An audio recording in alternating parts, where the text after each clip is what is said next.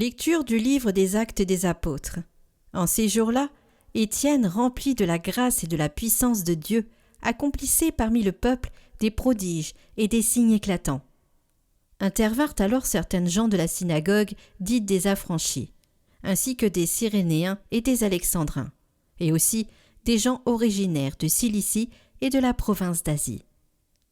Ils se mirent à discuter avec Étienne, mais sans pouvoir résister à la sagesse et à l'esprit qui le faisait parler.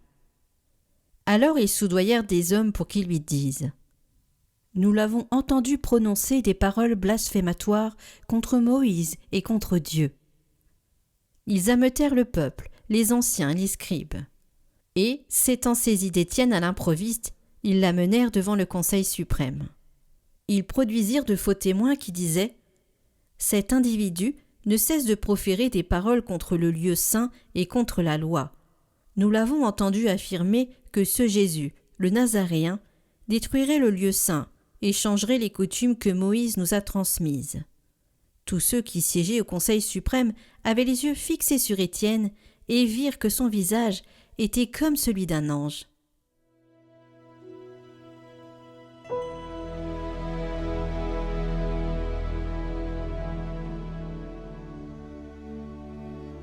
Heureux ceux qui marchent suivant la loi du Seigneur. Lorsque des grands accusent ton serviteur, je médite sur tes ordres. Je trouve mon plaisir en tes exigences.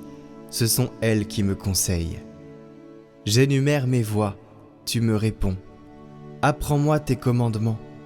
Montre-moi la voie de tes préceptes, que je médite sur tes merveilles. Détourne-moi de la voie du mensonge. Fais-moi la grâce de ta loi. J'ai choisi la voie de ta fidélité, je m'ajuste à tes décisions. Heureux ceux qui marchent suivant la loi du Seigneur.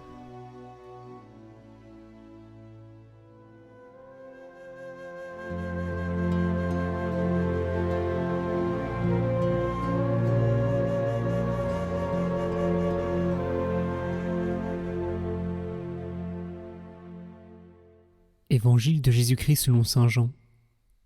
Jésus avait rassasié 5000 hommes, et ses disciples l'avaient vu marcher sur la mer. Le lendemain, la foule restée sur l'autre rive se rendit compte qu'il n'y avait eu là qu'une seule barque, et que Jésus n'y était pas monté avec ses disciples, qui étaient partis sans lui. Cependant d'autres barques venant de Tibériade étaient arrivées près de l'endroit où l'on avait mangé le pain, après que le Seigneur eut rendu grâce. Quand la foule vit que Jésus n'était pas là, ni ses disciples, les gens montèrent dans les barques et se dirigèrent vers Capharnaüm, à la recherche de Jésus. L'ayant trouvé sur l'autre rive, ils lui dirent « Rabbi, quand es-tu arrivé ici ?» Jésus leur répondit « Amen, amen, je vous le dis. Vous me cherchez, non parce que vous avez vu des signes, mais parce que vous avez mangé de ces pains et que vous avez été rassasiés. Travaillez non pas pour la nourriture qui se perd, mais pour la nourriture qui demeure jusque dans la vie éternelle, celle que vous donnera le Fils de l'homme, lui que Dieu, le Père, a marqué de son sceau. » Ils lui dirent alors « Que devons-nous faire pour travailler aux œuvres de Dieu ?» Jésus leur répondit « L'œuvre de Dieu, c'est que vous croyez en celui qui l'a envoyé. »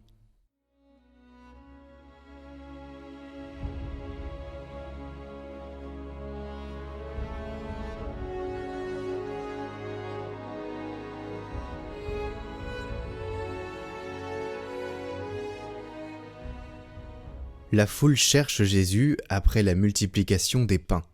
Elle le trouve sur l'autre rive et lui demande « Rabbi, quand es-tu arrivé ici ?» Mais Jésus ne répond pas à leurs questions, il voit plus loin, il voit ce qui les a mis en mouvement. Et il les invite à regarder aussi au-delà du pain matériel qu'ils ont reçu. L'œuvre de Dieu, c'est que vous croyez en celui qui l'a envoyé. Une seule œuvre donc, la foi. La foi, c'est recevoir. Non pas d'abord agir, parce que souvent on est tenté d'agir, de faire les choses. Et on entre alors dans le faire. Mais Jésus là nous dit accueillir, celui qui agit déjà. Et on peut regarder l'Église aujourd'hui.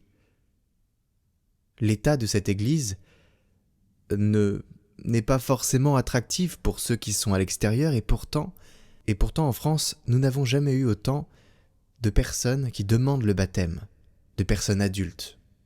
Est-ce que l'Église les attire ?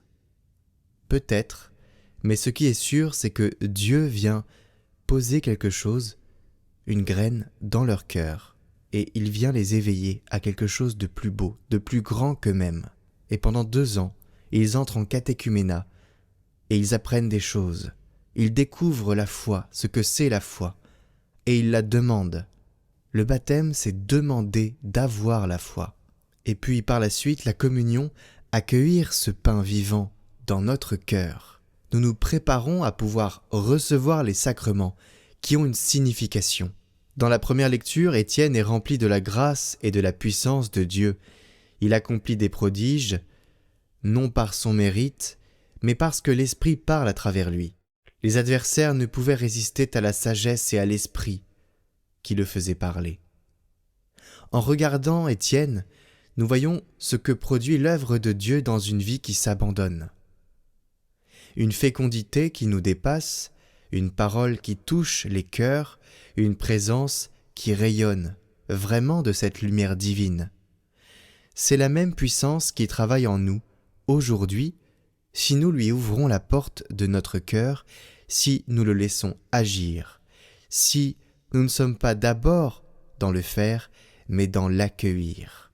Saint Justin, au IIe siècle, contemplait dans l'Eucharistie le pain devenu chair et sang de ce Jésus qui s'est incarné. C'est le même émerveillement qui nous est offert. Dieu se donne à nous.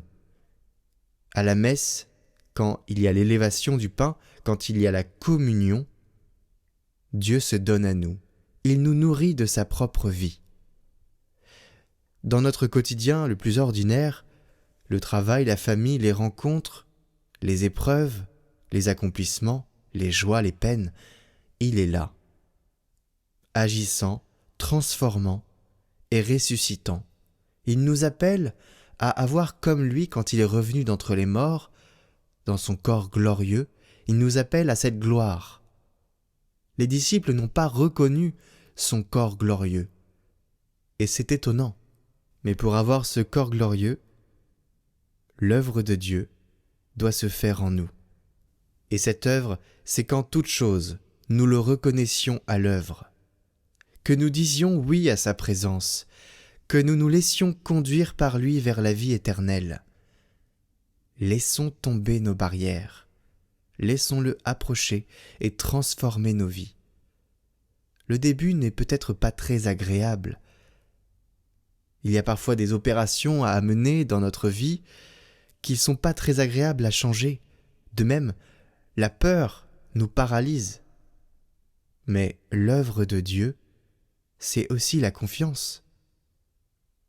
La confiance qu'on accorde à ce Tout-Puissant qui veut nous sauver, qui nous tend la main, sa main toute puissante, qui nous tend la main dans nos ténèbres et qui vient nous saisir. Et ça, c'est tellement beau que ça en est presque incroyable. Et pourtant, toute l'histoire de l'Église des saints nous le raconte. Alors aujourd'hui, en ce temps pascal, osons croire que Dieu œuvre en nous, maintenant, et qu'il ne cessera jamais. On peut même utiliser le présent, qu'il ne cesse jamais.